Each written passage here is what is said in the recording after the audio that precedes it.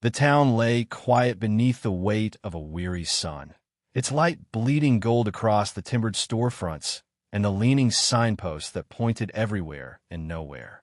Dust curled in the air, kicked up by wagon wheels and restless hooves. The smell of leather and horse sweat mingled with the faint aroma of baking bread drifting from the one small bakery on Main Street. In that scent, there was both comfort and cruelty. Comfort for the full-bellied, cruelty for the hollow ones. She walked among them, a shadow wrapped in calico and threadbare shoes. Her name carried no importance here, not to the merchants with quick hands and quicker tongues, not to the women in bright dresses who laughed on the boardwalk. Her face was drawn, her cheeks sunken where hunger had carved its signature. Yet her eyes, though tired, still carried a storm, the kind that spoke of a spirit too proud to beg. Every step cost her strength.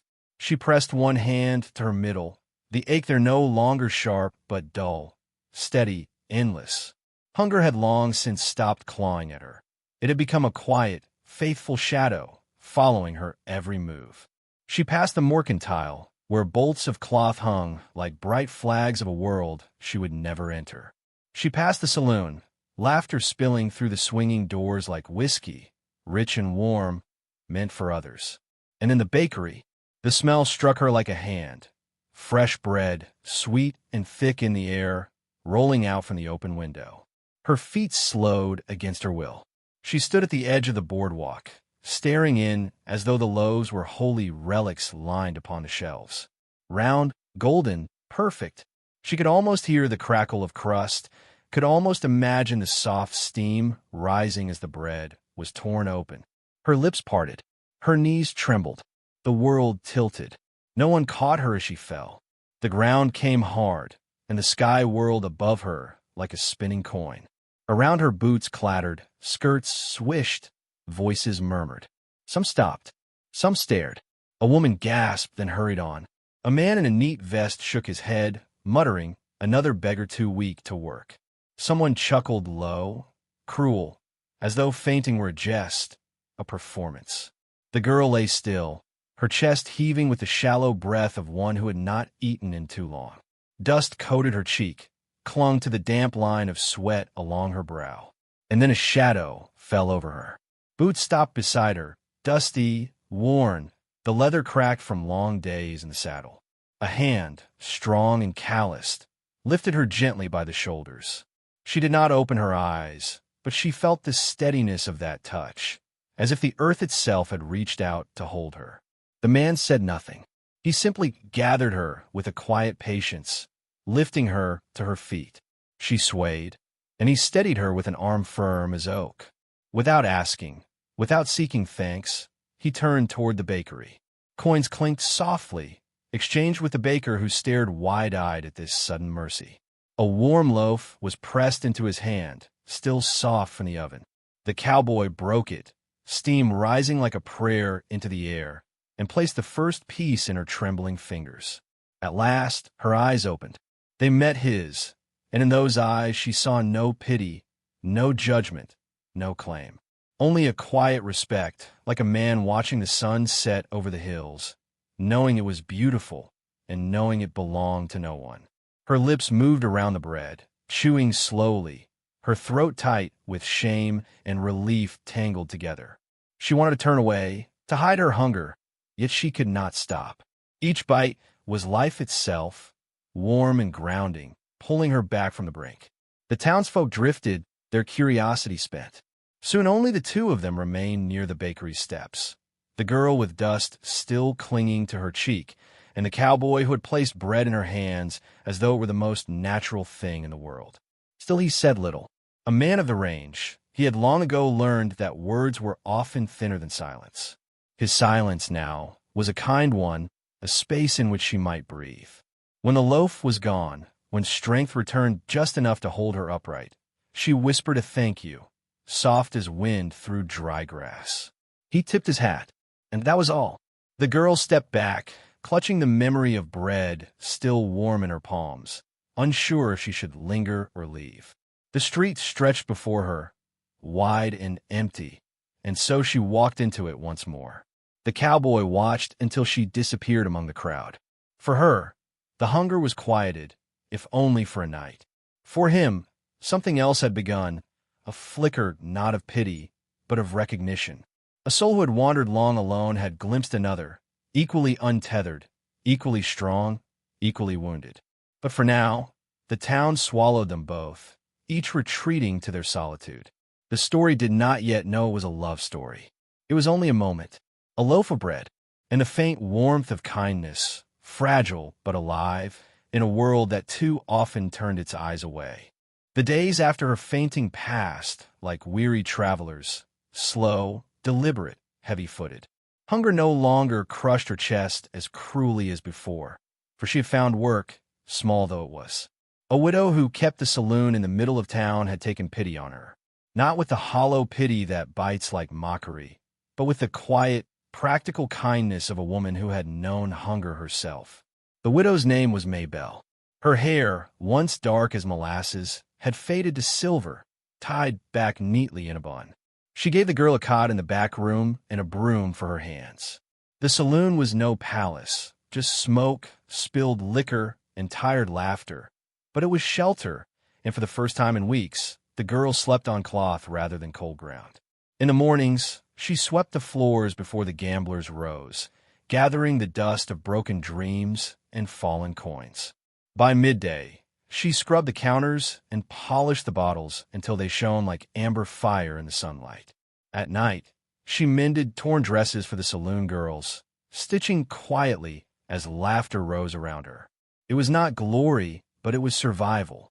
Sometimes, as she worked, she thought of the cowboy. The memory of him lingered not in words, for he had spoken so few, but in gestures, the steady lift of his hand, the weight of bread pressed into her palms, the silence that had held her like a warm cloak. She wondered if she would see him again, or if he had been only a passing star, shining once before fading into the dark. The town spoke of him in pieces, as towns do. A rider who came down from the high country now and then, trading hides and horses. Some said he lived alone near the river bend. Others claimed he worked cattle for a ranch further west. None knew for certain, and none cared enough to ask more. But she cared. One late afternoon, as the sun laid its golden palm across the rooftops, she stepped outside to shake a rag clean of dust. That was when she saw him again. The cowboy. He was leaning against the rail of the general store, hat pulled low, speaking little to the merchant. His horse stood near, tied loosely, its dark coat catching the light. He looked as he had before, quiet, self-contained, a figure carved by wind and distance. For a moment, she froze, the rag clutched in her hands. Her heart stumbled in its rhythm, as though it had forgotten how to beat steady. She did not approach, not yet. Instead, she watched. And then, as if sensing her gaze, he turned. Their eyes met. No grand smile, no flourish of words, only a small tilt of his hat, the simplest of greetings. In that gesture, she felt acknowledged, seen. The thread between them, fragile and unseen, tightened. Not all greetings were so kind. That evening, as she carried water across the saloon, a man blocked her path. He was dressed finer than most, boots polished, vest bright, hair slick with pomade. His name was Everett, son of a rancher who owned more acres than he deserved. Once, long ago, he had courted her with lazy charm and careless promises. But when her father died and her family's land slipped from their hands, Everett had vanished as quickly as a rattler into tall grass. Now he smirked, tilting his head as though amused by her plain dress and work-roughened hands. "Well," he drawled, "look what the dust blew back. Thought you'd have left this town by now. Or maybe you're waiting for another fainting spell to win you sympathy." His words struck sharp, but she kept her chin steady. She passed him without reply, her silence stronger than any answer. Still, his laughter followed her like a shadow. That night, after the saloon had quieted and the gamblers had folded their last cards, she stepped out into the cool darkness. The sky stretched wide, stars spilling across it like scattered grain. A tune drifted softly through the air, the low, aching sound of a harmonica. She followed it to the edge of the street. There he was, the cowboy, seated on the rail, harmonica at his lips, head bowed. The music was not for performance, but for himself, a song of long miles and lonesome nights. Yet hearing it, she felt as though it had been written for her alone. She stood there in the shadows, listening. When the song ended, he lifted his head, and their eyes met once more. "Evening," he said at last, his voice quiet as river water. "Evening," she answered. It was not much, those 2 words, but they carried more weight than Everett's 1,000. They spoke then of simple things, the weather turning colder, the wheat bending in the fields, the coyotes that sang beyond the ridge. No talk of hearts, no confessions, just small, steady words that built a bridge plank by plank. When silence came again, it was not heavy. It was a silence that breathed, that held space for something growing between them. She returned to the saloon, her steps lighter, the air sweeter. Days turned to weeks. The cowboy came and went, never staying long, but always returning. He helped her carry water buckets when he saw her struggling. He tipped his hat when others ignored her. Sometimes he said nothing at all, but his presence itself was a balm, a reminder that she was not invisible. Maybelle noticed, of course. The widow's eyes missed little. "That man's steady as an oak," she told the girl one evening, as they folded linens. "World needs more of that. Don't let anyone tell you you're not worth steady." The words lingered, like seeds in fertile soil. Still, doubt gnawed at her. She was poor, alone, a woman who had fainted from hunger in the street. What could she offer a man who carried himself like the mountains, strong, unyielding, sure? And yet, when he was near, the ache of that doubt softened. One evening, Everett tried again. He cornered her near the well behind the saloon, his voice dripping with false sweetness. "You could have had better," he said, leaning close. "You could have had me." She drew herself taller, though her hands trembled. "I'd rather stand alone than lean on a man like you," she answered, her voice steady, sharp as a knife drawn in the dark. Everett's smile faltered, replaced by something colder, but she turned her back and walked away. From the shadows, the cowboy watched, unseen. His jaw tightened, but he did not interfere. He saw the strength in her words, the fire she carried. She was not fragile. She was not broken. She was brave. That night, as she sat on the saloon steps, the cowboy passed by. He paused, then held out something small. A feather, smooth and white, tied at its end with a strip of leather. "For your hair," he said simply. She took it, her fingers brushing his, and for a moment the world narrowed to that single touch. Her heart stumbled once more, but this time not from hunger. She wore the feather the next day, and the next. The thread between them grew stronger, no longer fragile, but beginning to hold. Thus, in that small, dusty town where cruelty often walked louder than kindness, 2 souls found each other, not with fireworks, not with fire, but with the slow, patient glow of embers. And though neither dared name it yet, something had begun, a bond not of rescue, but of recognition, a promise whispered not in words, but in silence. The winter crept in slow, laying its cool fingers across the town. The winds that once carried dust now carried whispers of snow, and folk walked faster between storefronts, collars turned high. The girl wrapped herself in a shawl Maybelle had given her, worn thin but stitched with care, each patch a mark of survival. By then, her hands no longer shook from hunger. She had coins tucked carefully in a tin under her cot. Small wages, saved from mending dresses and sweeping floors. A modest fortune, but her own. Each coin clinked like a promise. For the first time in a long while, she let herself imagine more than just survival. She began to dream. She dreamed of owning a needle shop one day, a place with windows where light poured in and bolts of cloth hung like banners. She dreamed of filling her shelves not with bread she couldn't afford, but with her own work, dresses stitched neat, strong, and beautiful. She dreamed of a home with a stove that warmed the corners, where hunger was only a memory. Hope, she learned, was a hunger of its own, fiercer than emptiness. The cowboy saw this change. Whenever he came to town, he noticed the way her shoulders no longer sagged, the way her steps carried more weight. She still wore plain dresses, but her eyes had brightened, steady as lantern light. One afternoon, as she carried a bundle of mended clothes across the street, the wind caught her shawl, nearly sweeping it from her shoulders.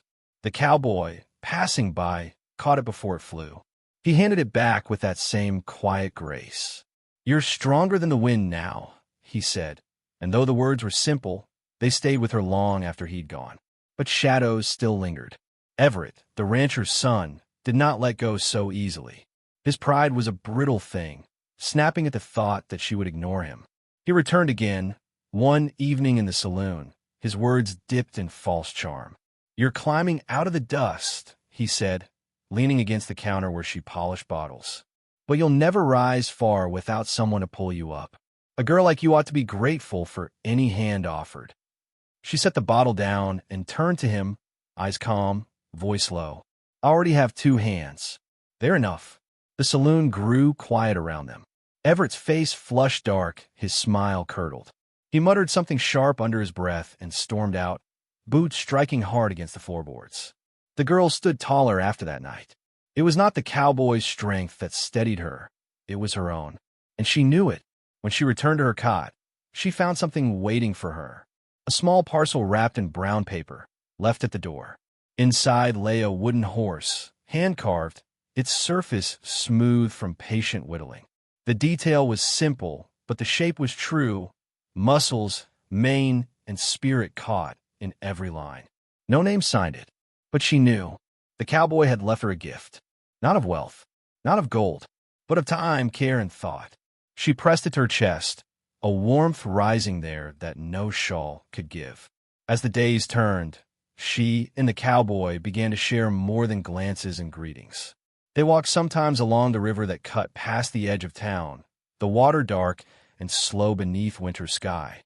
She told him of her father, of the land they once tended, of the hunger that came after. He told her of the range, of nights spent beneath stars so bright they seemed to burn holes in the sky, of mornings where the frost clung to his mustache before the sun rose. He spoke rarely of himself, but when he did, his words were steady, true. He did not call her fragile. He did not call her poor. He called her brave. And in that word, she felt her heart shift, like soil breaking open for the first green shoot. One evening, after the chores were done and the saloon had emptied, he waited outside, leaning against the rail. "Come," he said softly, and though she asked no questions, she followed. They rode together on his horse, the night cool, the stars scattered above like spilled salt. The land opened wide before them, endless and free. They stopped at a ridge where the hills rolled into the horizon. From there, the town looked small, like a toy left behind by a careless child. He handed her his harmonica. "Play." She shook her head, laughing softly. "I don't know how." "Then try." Her breath trembled against the metal, the notes crooked and wandering. But he listened as though it were the sweetest music he had ever heard. And when she faltered, he guided her hand, steadying her fingers with his own. The air between them was tender, alive. She did not lean close, not yet, but the space closed a little, and that was enough. Back at the saloon, Maybelle watched her with knowing eyes. "You've got light in you now," the widow said. "Don't let this world snuff it out. Not by hunger, not by pride, and not by men who think kindness makes them owners." The girl nodded, understanding. The cowboy's kindness was not a chain, but a lantern, a steady flame, offering warmth without demand. And she knew then, deep in her bones, that this was not a rescue story. It was a story of 2 people meeting on even ground, each carrying scars, each carrying strength. The town, small as it was, began to notice. Whispers stirred when the cowboy was seen walking beside her, carrying her basket, or when she wore the feather in her hair that he had given. Some frowned, some smiled, some muttered that she should know her place. She did know her place. It was beside him, though neither had spoken it aloud. One evening, as the sun sank and painted the sky in bruised purples and gold, they found themselves standing together by the bakery. The smell of fresh bread drifted out, same as the day she had fallen. He looked at her then, eyes steady. "You were hungry once," he said, "but not broken." "And now?" she asked. "Now," he answered, you're strong, and still unbroken. Their eyes held. Words trembled on her lips, but she let silence speak instead. Sometimes love begins not with a declaration, but with recognition. As the nights grew colder, the saloon stove burned longer, but the warmth she carried came from somewhere deeper. She slept with the wooden horse beside her, the feathers still tucked in her hair, the sound of his harmonica echoing faintly in her dreams. For the first time in years, she did not dread tomorrow. She welcomed it. Hope had replaced hunger, and though neither dared say it yet, love had begun to kindle, a slow flame, steady and sure, waiting only for its moment to blaze.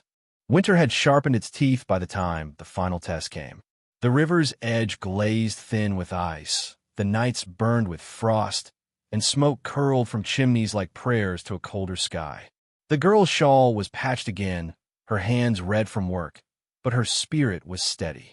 Hunger no longer claimed her, nor shame, nor fear. She carried herself like one who had walked through fire and learned how to hold her head high. Yet some men cannot stand the sight of a woman rising from the dust. Everett returned one night, angrier than before. Whiskey had loosened his tongue. Pride had sharpened his spite. He caught her just outside the saloon, where the lantern's glow spilled weakly onto the street. "You think yourself better now," he sneered, breath heavy, eyes glinting like broken glass. "Walking with that drifter, wearing his feather like you're something fine. But you're nothing, girl. You're mine if I say so." She froze, but only for a breath. Then her voice came quiet, firm. "I'm not yours, Everett. Not now, not ever." Her words struck like iron. He stepped closer, hand reaching as though to grab her arm. But before he could touch her, a shadow separated from the night. The cowboy. He did not shout. He did not draw his gun. He simply stepped between them, steady as a wall of stone. His eyes fixed on Everett, cold as winter water. "She said no," he said. Everett laughed, though the sound cracked. "And who are you to claim her? Some saddle tramp with nothing but dust in your pockets." "I don't claim her," the cowboy answered, voice low, steady. "I respect her. That's more than you'll ever do." The street hushed. A few townsfolk had gathered, drawn by the tension, their breaths fogging in the cold. They watched as pride and cruelty clashed against quiet strength. Everett's hand twitched near his belt, but he saw no fear in the cowboy's eyes. Only the kind of stillness that comes from a man who has walked with death and does not tremble before it. At last, Everett spat to the side, muttered something bitter, and staggered off into the night, his boots dragging defeat through the dust. The crowd dispersed, whispering. The cowboy turned then, his gaze softening as it met hers. "You all right?" She nodded. Her hand shook, but not from fear. From release. From the weight lifting, finally, fully. For the first time, she stepped closer to him, not because she needed saving, but because she chose to. After that night, the town looked at her differently. Some with admiration, some with envy, some with silent respect. But she did not care for their eyes. She cared only for the man who had stood beside her, not as her owner, not as her rescuer, but as her equal. They began to walk together more openly, down Main Street, through the fields, along the quiet riverbanks where frost sparkled on the grass. He would carry her basket sometimes, though she teased that she could carry her own. He would play his harmonica, and she would hum along, their music weaving into the hush of winter. The bond that had grown in silence now lived in small laughter, in shared bread, in hands brushing as they worked. One evening, near the bakery where their story had begun, he stopped. The window glowed warm, loaves lined in neat rows, the smell rich and familiar. "You remember that day?" he asked softly. Her smile was faint, touched with memory. "I'll never forget it. You were hungry then," he said, his gaze holding hers. "And I was empty too, empty in a way no bread could fill." She felt her throat tighten. "I'm not hungry anymore," she whispered. "Nor am I," he said. And though no vows were spoken, no promises etched in ink, they both knew what had been written between them. Written in silence, in bread, in the slow, patient unfolding of trust. In the weeks that followed, plans began to take shape. She saved her coins still, dreaming of her shop, while he spoke of land near the river where the soil was good and the water ran clear. They did not speak of marriage as others did, loud and certain. They spoke of building, of working side by side, of a life where no one went hungry and no one walked alone. Maybelle watched them with quiet pride. "You found a man who doesn't just see you," she told the girl, "but believes in what you can become. That's rarer than gold out here." The girl held her wooden horse at night, feathers still in her hair, and believed the widow's words. And so, when spring came at last, carrying its green hope across the hills, they left the town together. Not in haste, not in flight, but in choice. She rode beside him on a horse he had saddled for her, the road stretching long and open. The town's roofs dwindled behind them, the saloon, the bakery, the place where she had once fainted from hunger. All of it faded into the distance. Ahead lay the river, the land, the sky wide and endless. The wind tugged her hair, the feather dancing free. She rested her hand lightly near his, their fingers almost touching, and felt the truth of it settle deep in her chest. Bread had fed her body once. His kindness had fed her soul. Now, together, they would never starve again. The story, whispered through the years, is not of rescue, but of recognition. That even in the harshest towns, under the coldest skies, kindness can take root like a seed in hard soil. That love does not always come with fire and thunder, but with the quiet breaking of bread, the slow trust of silence shared, the steady warmth of a hand offered freely. And so I tell it to you now, friend, by this flickering light, as though reading from an old diary bound in worn leather. May it remind you that hunger is not always for bread. Sometimes it is for safety, for dignity, for a love that sees without judgment. And if you have ever known such hunger, take heart. The world still holds cowboys like him. If this tale has warmed you, let your heart leave its mark, like, share, and subscribe, so these Wild West memories may keep living. And tell me, friend, for where do you listen tonight? From desert dust, from mountain high, or from some faraway shore? For stories, like bread, are best when shared.